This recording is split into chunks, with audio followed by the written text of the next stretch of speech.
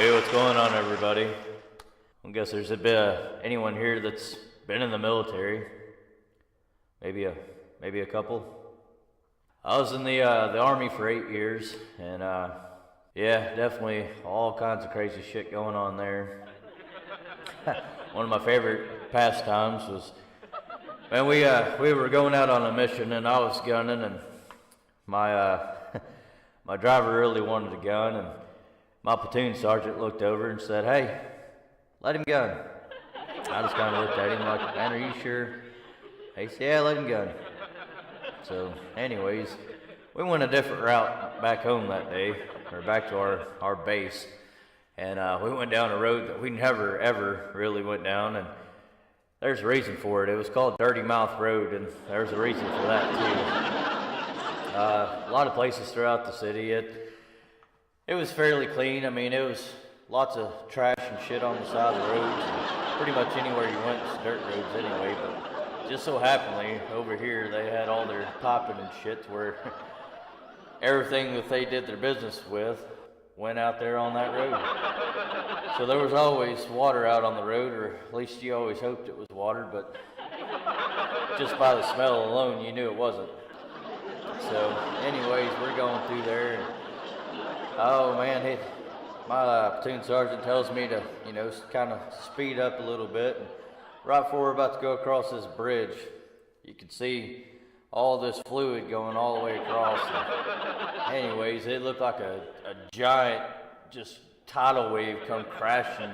And man, the smell alone it had me kind of half-assed gagging. Well, me and my platoon sergeant, we both looked back, and we couldn't find our gunner nowhere, man.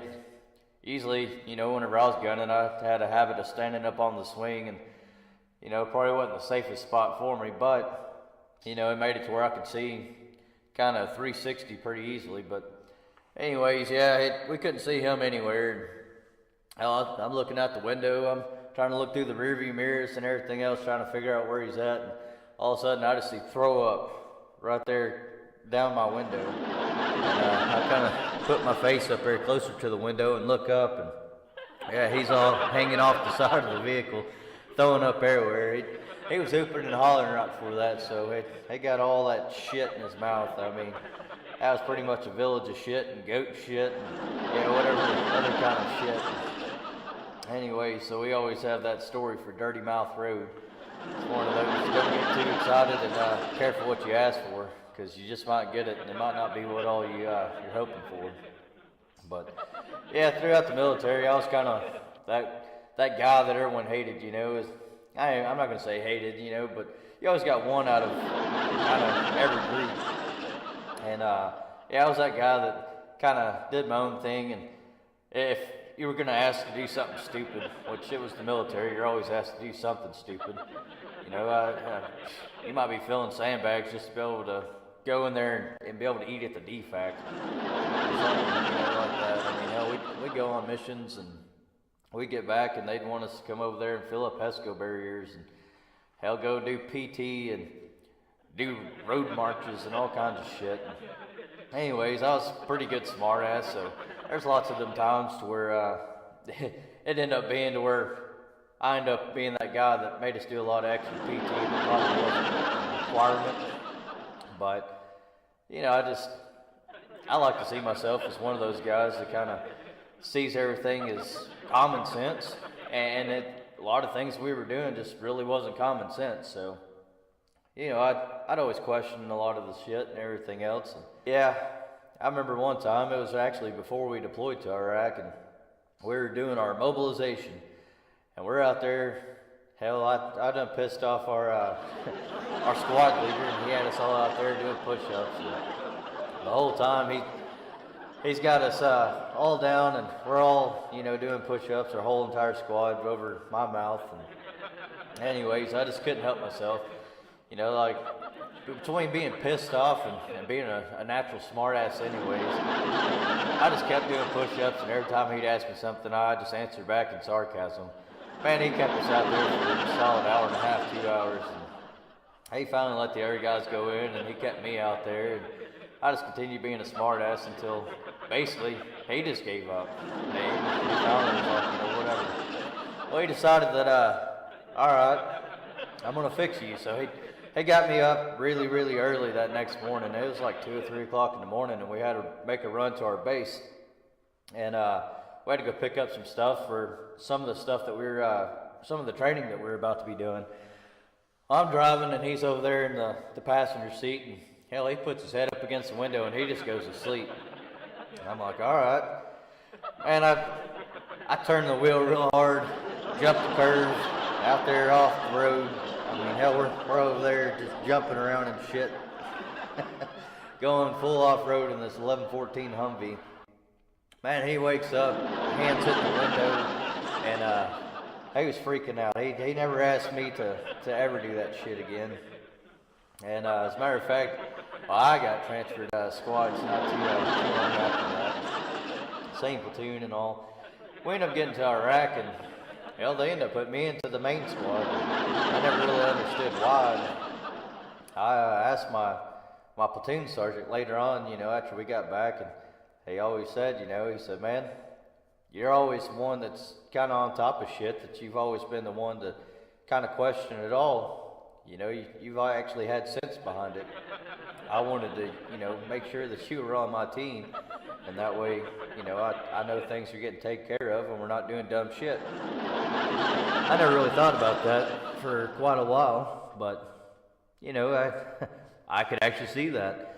But we had a lot of fun. We also, went through a bunch of bullshit, just like any other deployment and anything else that anyone goes through. But I guess point being is, sometimes your sarcasm and stepping up and kind of not taking people's shit can pay off. Yeah, speaking of military, we used to go over there to the El Salvadorians, where we were at, we were mixed with all kinds of people. I think we were about the only ones there that could ever talk English. And we used to go to the El Salvadorians, and we used to go and buy this homemade, they said it was cognac, but I don't know what it was. But I'll tell you what, you could get a mason jar of it, and about 5 or 6 of it, you could get pretty fucked up, no problems. It was probably some of the roughest tasting shit, and I've drank some pretty rough stuff throughout my life. But anyways, one night, hell, I went in there and I went to bed pretty early. I'd done been on about 3 missions and all, and I've always had, guys that are over there trying to jack with me and stuff. It's one of the military things, we're always playing with each other, trying to go through and jump each other and everything else. But yeah, I was in there asleep, and man, I had 2 guys come over there and try to jump me from my head in, and then I had another one over there trying to grab my feet and hold me down. And I had the one at my feet in a triangle, and he's over there trying like hell to get out. And the first one that jumped at my head, I got him down, and then the other one kind of jumped over him trying to get me in. Hell, I was able to use him to hold the other one down, and I got him in a pretty good chokehold, and he just started screaming, man. It's screaming so loud, and it sounded like a girl. Well, here come my lieutenant running in, and we just had a lieutenant colonel that started staying in a room right over there by us. And hell, after all that, they came and tried to jump me, and I'm sleeping. And out of all the people to get onto, the lieutenant got onto me for that. He acted like it was my fault, which I did have him in a chokehold. I did have him screaming, but still, I was asleep. That's some of the craziest shit right there. Then I had one other time. It was when we very first got to Iraq, and hell, he's probably one of my or closer to one of my best friends these days. But anyway, yeah. Had Corporal Smith, and they kept trying to coach me out the door, and he was standing with his back up against the wall, and he was planning on me walking out, and he was going to jump on me from behind. Anyways, but yeah, I was Sergeant Solis, he just kept trying to coach me out and stuff. And finally, I was all kind of pissed off. I'm trying to go through and unpack some of my shit. And anyway, I started walking towards the door, and I can see the tip of Corporal Smith's boots right there. So I reached around the door, grabbed him by the damn shirt collar, and pulled his ass in front of me. And they got a video floating around of that one somewhere. But yeah, he's a lot bigger than what I am. So, anyways, I had his ass in a blood choke. And he's trying to veer me around the hallway. It just ain't working out. And hell, he even tried to back me up into a wall and try to get me to let go. That wasn't gonna happen either. So yeah, he finally hit the ground. And it didn't take too long, and he was over there tapping the hell out. And, you know, I still talk to him to these days. We talk quite a bit. And anyways, yeah, actually we were talking about me doing this album not too long ago, a couple days ago. And anyways, yeah, he was saying, you know, that pretty good idea. Definitely something, or the stories are worth, you know, telling and putting out there and stuff. So it's kind of decided, well, let's do it. Tell you another one. So, really fucked up situation and stuff, and it really just boils down to really how fucked up our whole setting is, or government, per se. Which, don't get me wrong, let me break this down for y'all before we get too far. Our president right now is Trump, and I have absolutely no argument with Trump whatsoever. And most people will sit down and they just really want to compile and bitch about Trump because he's doing exactly what he said he was going to do in the first place. It's just like, oh my God, I can't believe you're doing that. Well, it's what he said he was going to do, and now he's doing it, and everyone's bitching about it. But either way, actually, Obama was president back whenever all this shit happened. But anyway, so yeah, I ended up getting with this girl, and we ended up having this baby and stuff. Like I was there for the childbirth and everything, cut the cord, whole 9 yards. And I had also been like raising her son. It was a kid that she already had and stuff. And anyways, well, here's where it's gonna get all kinds of fucked up because, okay, she was with a guy before me, and it was led to believe that it was his kid. I guess is the better tense for it. So, anyways. But by the time, you know, it's all said and done, like, he calls in and he gets through the courts and makes her go up and do, like, a DNA test and all that. And come to find out, it was not his kid. And so it was her ex before that. And, yeah, this guy, he's been arrested several times for, like, organized crime and all kinds of shit. Yeah, I mean, we all don't pick winners, I guess, but why I'm with her and stuff, you know, like, we have this baby. Like I said, I was there throughout the whole process. And, anyways, well, all of a sudden, you know, it just became like a thing, like, you know, she all of a sudden just started kind of defending, you know, this ex that had been arrested, you know, for this organized crime and all this bullshit. And so I guess I could have seen things coming, but anyways, I really didn't at the time because I guess I was just stupid. And as you probably listened to this whole CD, I've been stupid a lot throughout my life. But anyway, so yeah, she leaves me to get with that guy. She sat there and tried to take our baby, you know, away from me. And anyway, so I send her and this is all through text message. So I text her back. I was like, dude, I would kill for my kids. I would die for my kids. She went to the local sheriff's department and turned that in. You know, funny thing is that exact saying is on fucking t-shirts. Like, I just saw one a minute ago on Facebook. And they arrested me in 2013. I mean, this is years later. This is probably 3 years later from even seeing her, being any part of her whatsoever. And I get arrested for harassment of communications for saying that. Which, of course, they didn't read the whole text message. They didn't read the whole ordeal and all that shit. So I go to jail and I'm spending, I want to say, I spent about 2 weeks in jail. Read a lot of books, read a lot of good books. I wasn't all that big of a reader until then. But anyways, so finally, they sit me off in this room, and I'm waiting in this room and just twiddling my thumbs. And, you know, I mean, it got to a point where I, like, literally put my arms down on the little desk and put my head down and was trying to catch a nap, waiting for, you know, these people, because they said a bail bond was coming in, and they were going to talk to me. And I do all this, and I'm waiting, and anyways, well, finally the guard comes back and was like, well, I mean, you know, how did it go? I mean, I didn't get a nap, and the bail bondsman's like, never showed up. He's like, well, that sucks, but I've got to carry you back to your cell. At that point, I was like, please, you know, this chair is killing my ass.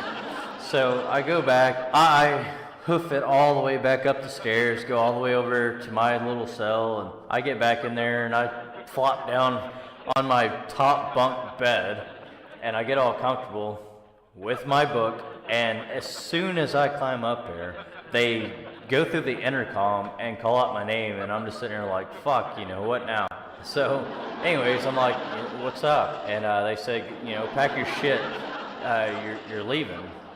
I'm like, so, like, they discussed all this shit with the people up front, like, rather if I wanted to be bailed out, like, I don't know, how does this shit work? Well, anyway, so I have to gather all my shit and towed it back downstairs and all that. And anyway, so I'm going through and trying to, you know, sign out all my paperwork and all that so I can get the hell out of jail. And I had cigarettes, but I didn't have a damn lighter, so I was a little perturbed about that. And anyway, so I asked the lady, you know, like, so am I free? Like, what's the deal? She's like, well, no, you know, that county called and you're getting let out on a PR bond, but you have to go report into court at such and such day at such and such time, which was like, I think the next day or some shit. And so I'm like, okay. Anyways, out of all this bullshit, like, I had gotten emails and text messages from my ex talking about how I miss my best friend and all this crazy ass bullshit, you know. I'm like, I just sat there and went to jail because you went and turned me in for saying I would kill for my kids and I would die for my kids.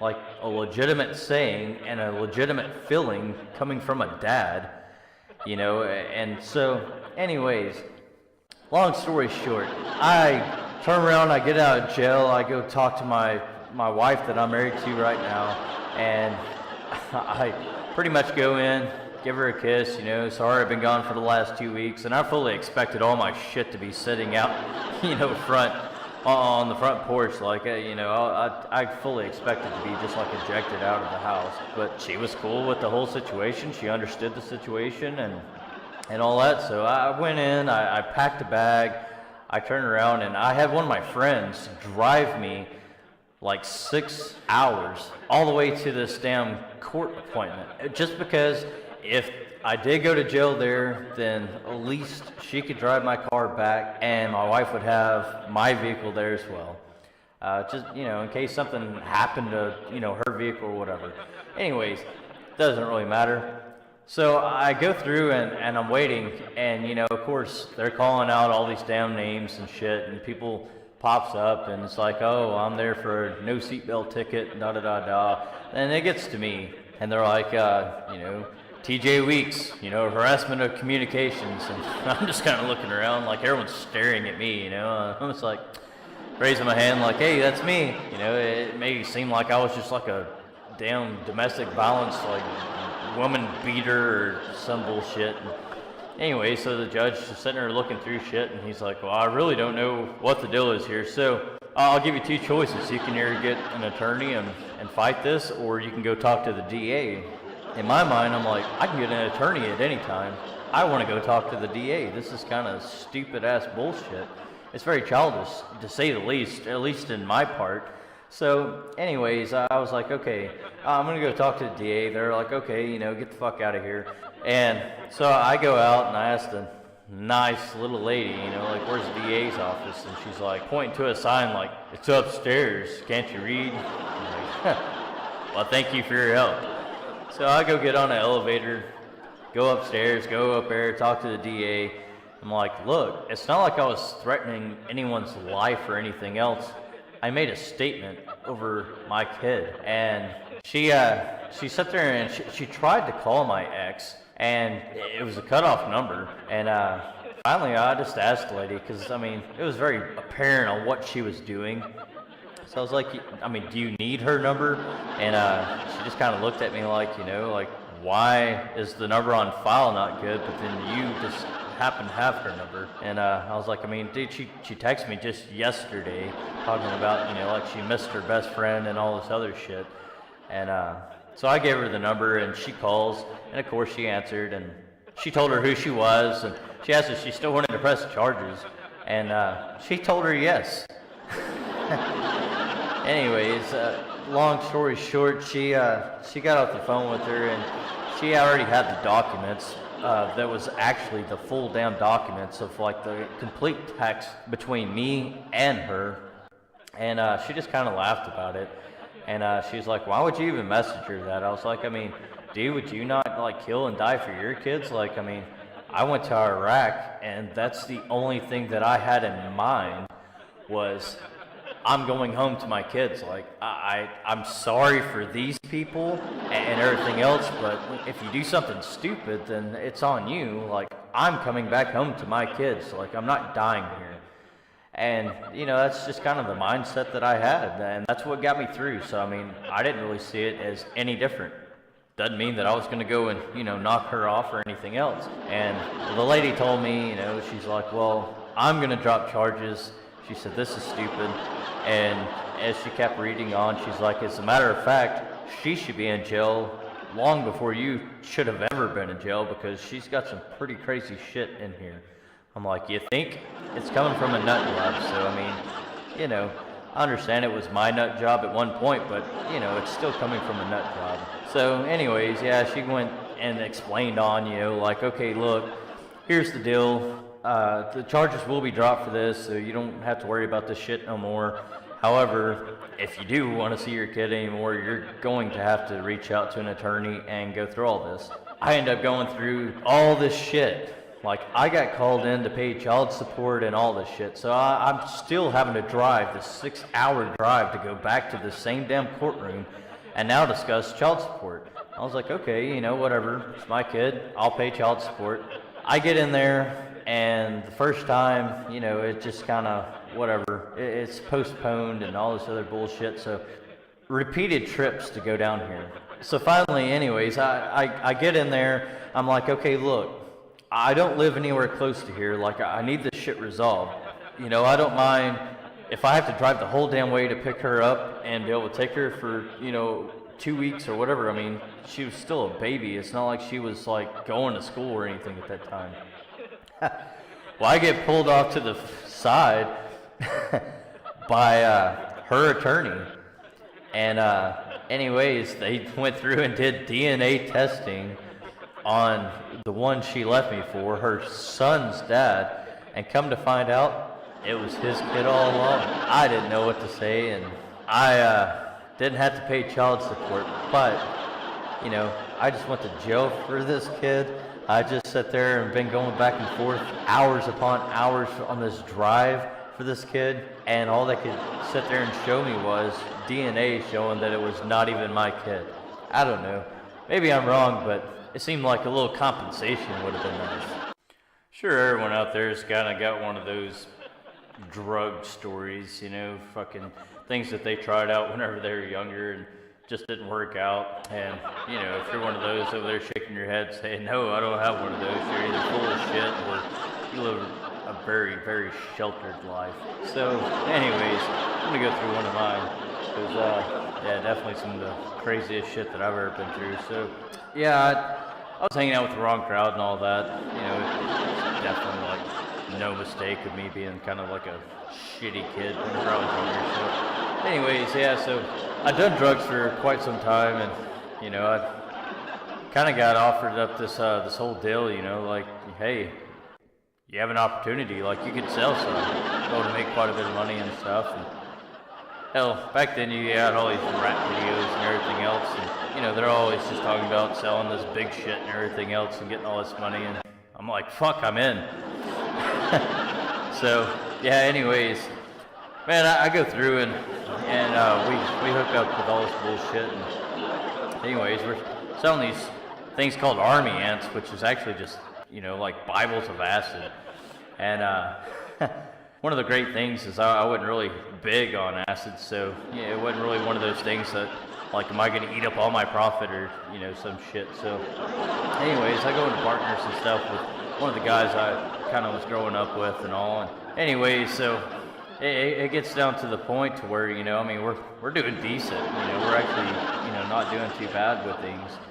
And then, and I come home one day and my buddy, he's like lying on the couch and, man, he done got shot.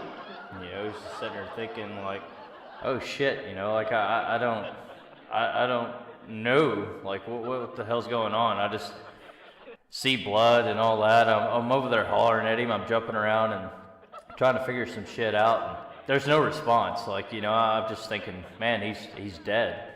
And anyways, at this point, like I said, I was fucked up. I was on drugs. I didn't know what to really do there. Come to find out, like he had stole this 55-gallon trash bag of pot, and he planned on, like, selling that and trying to make some extra money as well. And anyway, so, at the time I didn't really know that, and I just knew that he'd been shot, and he was laying on our couch, like, well, from what it appeared to me, he was dead. And so I'm sitting there thinking, like, fuck, do I just leave? Do I call the cops? Like, try to get rid of all of these evidence? And then I really started getting fucked up thoughts, like, man, I could go bury him out here in the backyard and nobody would even, like, know that he was back there. And anyways, we won't go back with my decision at the time, but however, so I go to walk out the door, and as I open the door, like, his grandma's there with her arm up in the air, like, fully fits in a knock, like, hand going forward and everything. Like, she was in the process of trying to knock on the door, and I'm just like, oh shit, and by that point, there's nothing you can really do, because, man, she's looking behind me, and she's my buddy that's laid out and everything else, and you can clearly see he's bloody. And she starts screaming, and then all of a sudden he pops up, and he fucking starts hollering at his grandma, like, stop screaming. And then at that point, like, I'm almost to the point where I was about to start screaming, because it's like, what the hell, like, I could have swore that dead just a second ago, like, what, I don't know what's going on here. And anyways, but yeah, she ended up carrying him to the hospital and all that kind of shit. And anyway, that's just kind of like one of those little fucked up things that really happened and shit. Which, I don't know, it was about a year, 2 years, some shit like that later. And I was married to my first wife, and we're actually, we're sitting in the living room and stuff, and man, we keep seeing this. It's an ambulance, and it's like it's been staked out in our area for quite some time. And actually, one of the guys that, I used to be able to get a lot of my stuff from, and I really hated to see him go downhill, but, he used to be a Gold Glove boxing champion and all this stuff, but he started getting pretty far off on drugs, and he kind of just lost it all. As a matter of fact, the guy used to sit down at the end of his driveway, and he'd just flip cars off as they drove by, and if they stopped, he'd beat the shit out of them, pick them up, and throw them back in their car. It was pretty crazy. But anyway, so like I go to work and all that, and I come home, and I was on my way home, and my wife at the time, she calls me, and she said, "Oh shit, you're never gonna believe what's happening here." I'm like, okay, I'll bite. You know what?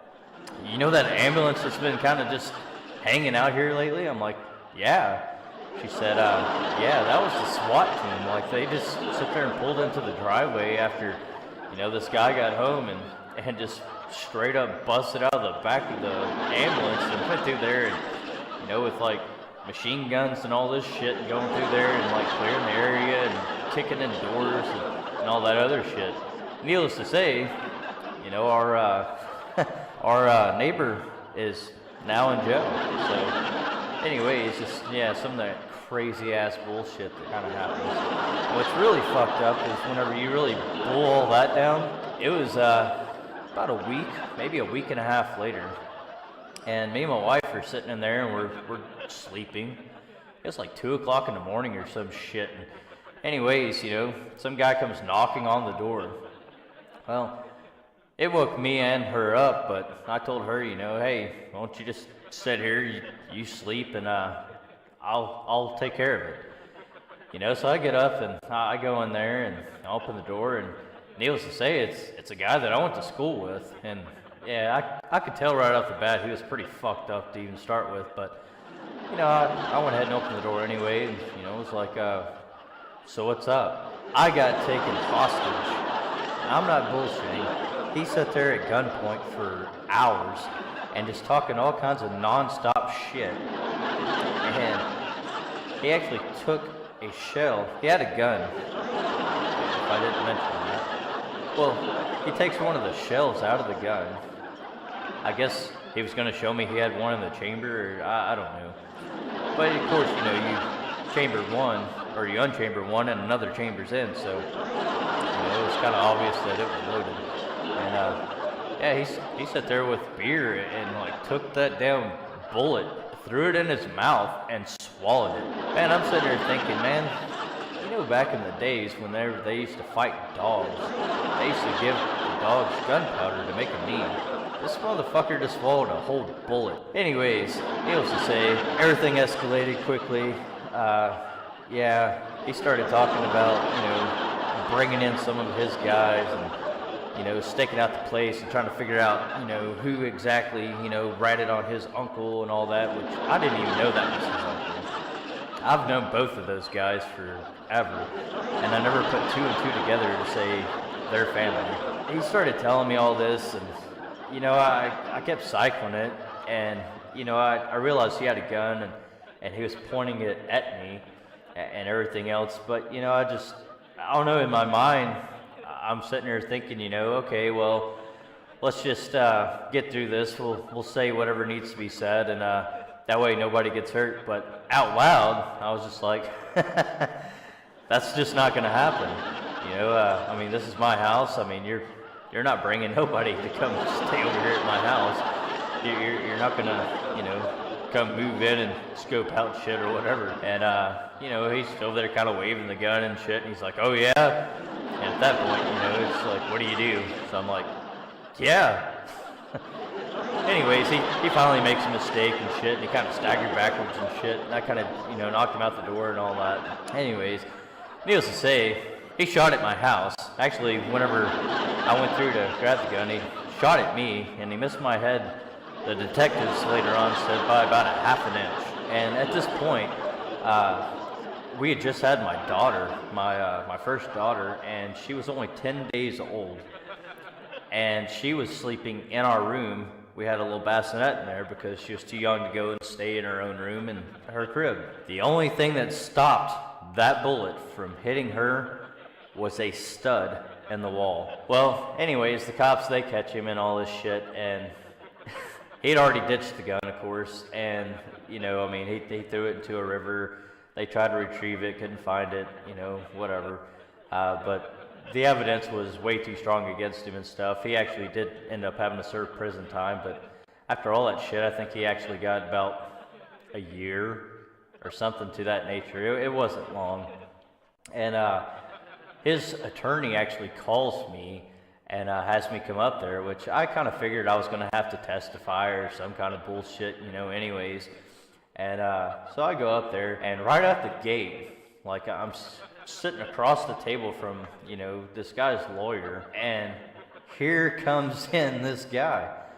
And I'm just like, are you fucking serious? You just tried to shoot me like a couple days ago, and you're going to bring him in and we're gonna have like some kind of civil conversation. Anyways, yeah, so he apologizes to me and says, he was pretty fucked up that night, da-da-da-da. They honestly thought that I was just gonna sit there and break down and say, oh, it's okay, no worries, no problems, like we'll just forget the whole thing and drop charges. And that's really what they were hoping for it to happen. Anyways, that's not what happened.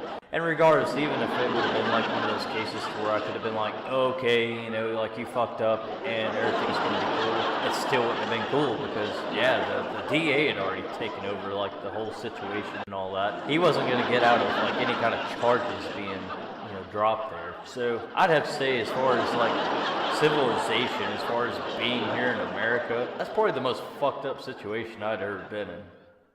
Yeah, I got in a lot of trouble whenever I was a kid. Hell, I think we all got in trouble a lot whenever we were kids. I remember, I was, I guess, about 16 years old, and got one of those friends that went and got him a fake ID. And funny thing is if you talk to him, he actually had a cop right behind him as he was going through and checking out. And yeah, he was never questioned about it or anything, but he was talking about, you know, how he kept trying to glance over his shoulder to see if the cop was paying attention, and if he was going to sit there and address him about stuff, he was going to drop everything and just take off running. I don't know where he was really going to go to because his car was parked right outside, but either way, that was kind of his plan of actions. But we did end up getting busted, but it was way later that night, and yeah, to start this whole thing off, we all kind of got together and took all the money that we kind of made from our little shit-end jobs. And anyways, yeah, he went up there and bought, well, we'll just say a trunk load of different alcohol. Well, we found this place that was kind of way off into the woods, and there was 3 trails that made their way to it. Ended up over by Old Derrick. Man, we'd sit out there and we'd been drinking and hanging out and stuff. And I don't know, it was probably about maybe 2-3 miles from my house. And I can't even remember what bullshit story that I'd made up to tell my parents on what I was doing for that night. But anyways, yeah, nobody unloaded any of their stuff out from that trunk. We were just, as we needed it, we were getting it out of that trunk. Well, all of a sudden we started seeing red and blue lights coming through, and I had a little Suzuki Sidekick back then. I jumped in that thing and I was trying to, you know, figure out an escape plan, because at the point, like I said, there's 3 ways in and out of there, and I guess the security at the place that only knew about the one. Well, I say security, we thought it was just security. We didn't realize that the sheriff's department had kind of made it in there with them. So anyways, we're getting out of there, and yeah, the guy that bought all the liquor, he backed into me, and I was trying to make a rational decision, and at 16 years old, you just don't really make any rational decisions. So anyways, instead of getting out and just accepting my punishment and kind of gathering insurance information and all that, I got back in my Jeep and I hauled ass. Man, I went through this little place called Holly Lake Ranch, and anyways, I'm running like a son of a bitch, or driving like a son of a bitch, running from the cops, and I made it past the lake. Hell, they got a little pipe bridge I kind of half-ass jumped at. Get over there close to the front gate, and I thought I was pretty free and clear. About that time, they spotlighted me. Well, I couldn't see where I was going anymore, and it's pretty close quarters, so I ended up running through the fence, and it was one of them cedar post fence. And hell, I throw it in reverse and back up, get back on the road, threw it back in first gear and hauled ass. Well, stupid me, I jumped across the highway over to the other side of Holly Lake. And yeah, my Jeep, it died. I got out and ran to the front of the Jeep, and I had a big-ass cedar post that was sticking out of there like a spear right through my radiator. I get out, and I'm shaking it around. I finally get it all free and clear, run back around, jump back in the Jeep. I get my Jeep back started, and about that time, I get my lights on. I got a cop car sitting in front of me, I got a cop car behind me, and I got a cop at my window. Needless to say, I got caught. And man, I remember they took me over to the little security shack, and this big old fat ass sheriff, you know, he's over there and kind of with his belly all poked out.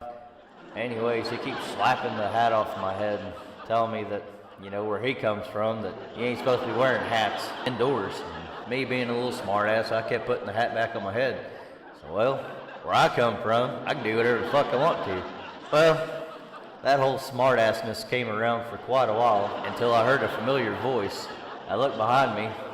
They done called my dad. So, anyways, yeah, sheriff's over there talking to my dad. They're talking about possible charges that they could have done and all this other shit. They decided not to, but, you know, I had to replace the fence and stuff like that.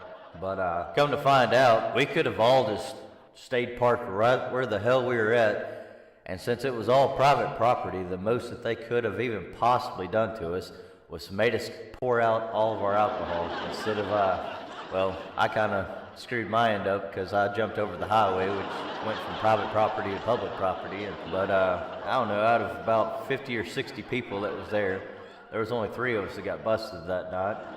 And the other ones was actually the ones that hit me. And one of my ex-girlfriends that was riding with him, well, they had taken off in their car, and they hit a corner that had a lot of sand. And anyways, needless to say, they went from an on-road vehicle to an off-road vehicle, and they ended up crashing, got stuck between 2 trees. They couldn't open their doors or anything else, and they ended up having to come out the top. But by that time, they were surrounded as well, so they ended up getting busted out as well. But yeah, they questioned the shit out of us for hours, and trying to figure out, you know, what all kids that was there and who was all to blame and all that. And man, I just kept thinking I'm gonna get my ass whooped whenever I got home, and I didn't. For whatever weird ass reason, I never got an ass whooping for that. However, I did wake up that next morning, and there was a pair of gloves waiting for me. And yeah, there was a big, and I mean a big ass hole. You could put a damn RV in this hole out there waiting on me. My dad had some dirt brought in, and the old dump truck kept coming through there and dumping it. And they weren't dumping it over by the hole. They were dumping it down at the end of our driveway. And it was, we had a big old circle driveway, but it wasn't just like a circle. It was like a big ass oval, and or a big ass U. It was a pretty good ways over there to the end of our driveway. Well, yeah, I got a shovel, gloves, and a wheelbarrow. So I was having to go through there and wheelbarrow that shit all the way down, shovel it in there, wheel it all the way back, and start filling up this hole. By the end of that day, my hands were bleeding. Hell, my dad done had some of his buddies coming out. They're over there drinking beer, sitting in a chair, just bullshitting and watching me work. I never ran from the cops again after that, so I guess I learned my lesson. I'm TJ, but I'm broke. I'm alright with being broke though. Hell, I know exactly where I'm gonna go shopping and shit every time I go up there to Walmart. Directly to the food section. It's the only shit that I can afford. It's the only thing you can get over there and be able to still survive. Everyone else over there checking out with big screen TVs and shit. Yeah, sometimes I just make it as far as to the cashier and grab me a Snickers bar. I know a couple people can relate. Hell, every time I go to the store, I pretty much go with a wish list. As in, I wish I'd have brought my list. And whenever I get back home from walking aisles for hours, trying to figure out what was on that list, and I'll be going back through it going, yep, I wish I would have got that. Wish I would have got that too. Hell, I can't even do a complete dinner. I always forget some shit.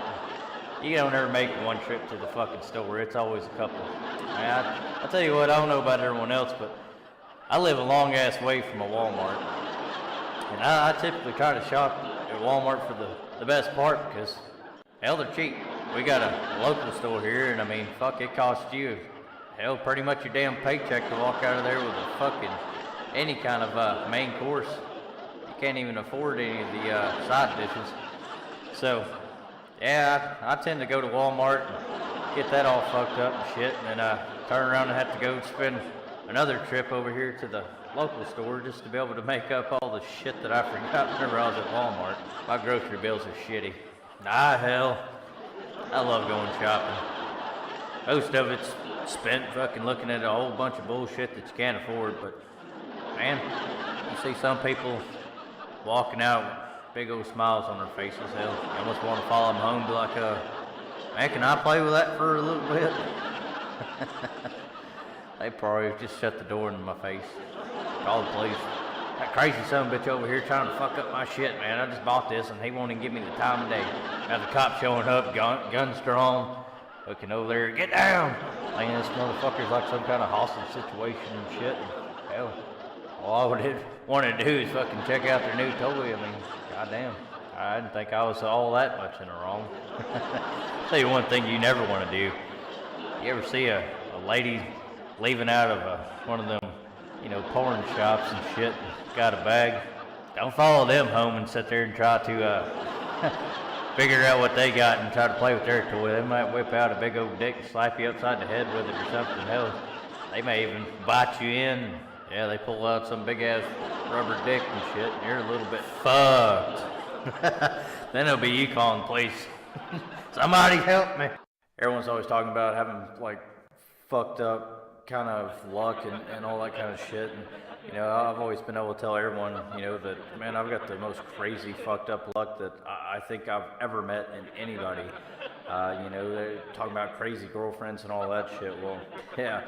Whenever I was younger, I was before I even met my first wife and all that, and I was dating this one chick that I thought she was just the coolest whenever I was in school, and she ended up getting kicked out of school, and it wasn't too long after that, I ended up going out and, kind of getting kicked out of school myself.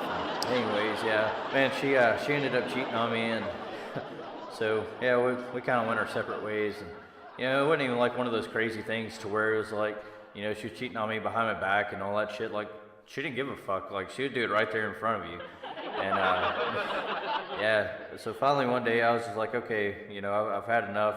I thought that the girl was beautiful and she was just the coolest thing in the world, but there's only so much, shit that I'm going to be able to take. So, anyways, yeah, I ended up leaving her and going, my own separate ways and stuff. And I actually got back with one of my ex-girlfriends, and yeah, she ended up showing up over at, at her house and, talking about whoop her ass and all sort of shit. And anyway, I finally had to break it down to her, dude, you cheated on me, and, I at least had enough decency to, break up with your ass and then, start seeing someone else and all that.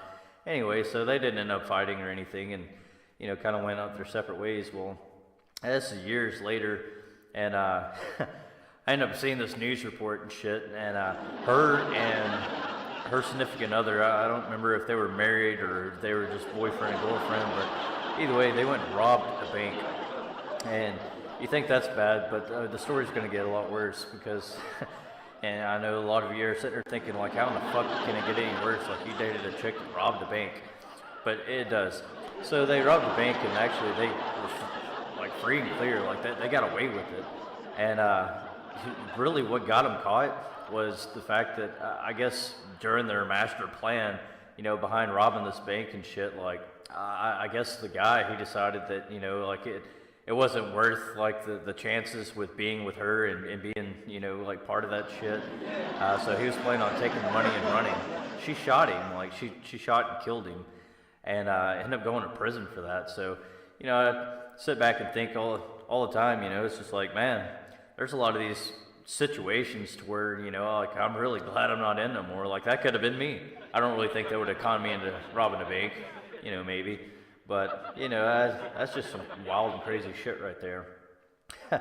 And to top that off, yeah, she sent me a friend request on Facebook about, I don't know, 3 or 4 years ago. I was like, I shouldn't accept it, but I accepted it. And then I ended up getting a message, and I was like, don't read it. And, of course, curiosity killed the cat. Like, I had to go and check it out, so I clicked on it and all that shit. And she sent me a message and shit talking about, like, how cute she thought I was and, like, how we should talk and all that. Like, she completely forgot the fact of, like, who the fuck I actually even was and the fact that we'd even dated, like, any time before. And, I really came close to, like, not responding back at all, and that probably would have been my better solution because of the fact that, that now I'm in a conversation with her, but, the more I thought about it, I was like, man, if I don't respond, Facebook, it tells people, like, that you've read their message. So anyways, I just kind of politely said, I'm married, and besides that, we've tried that shit before, we've dated before, and yeah, it didn't work out, you cheated on me and all that. And she literally types me back and just says, oh, sorry. And like, I never heard back from her again. So but either way, so anytime you think you've been through some crazy ass shit, yeah, just remember, it could always be worse. But honestly, really, if you sit back and think about that, like, how fucked up could you have possibly been? Like, how bad could you have possibly been to end up in that kind of situation? Like, who really ends up dating someone that robs a bank, much less, shoots their accomplice and shit? Like, that's some shitty ass luck right there. Like, I don't know. I must have, in another life, like, spanked baby Jesus or something. That's just unheard of, from pretty much anybody in the norm or at least the normal groups that I hang out with anyway. I definitely know there's a lot of people out there going, I mean, that's not too fucked up luck. It could have been you. It was me. It was my childhood. Like, I just got my childhood, like, taken from me right there. Like, you know, you go back and you always think about all these different people that you dated and talked to and these different, you know, things that you've kind of taken on in life. And then, you know, it comes back to that. Like, that was my choices back then. Like that's the best that I could do. Like, I don't know. And then it circles back around about fucked up luck. I mean, hell, it goes back to my choices. Like, I mean, I don't know. Like, how in the hell did I circle around and make that kind of choice? But I guess it's better to have made that choice back then than, you know, later, because it didn't work out for the guy for the whole later thing. So glad we got past, you know, a little bit of all that. You just see it now, you know, like sitting there at grocery stores and all that shit, and like having to try to send signals and shit where it's like she can't see it and all, trying to like catch people's attention, like, help me. And then, you know, people are over there like, what the fuck? You know, I mean, yeah, that's just different things that I'm really glad that didn't make it into my adulthood and kind of got left back in my childhood. So, it's definitely one of those things that, yeah, I think kind of tops off all these stories that I've ever heard as far as like crazy ex-girlfriends.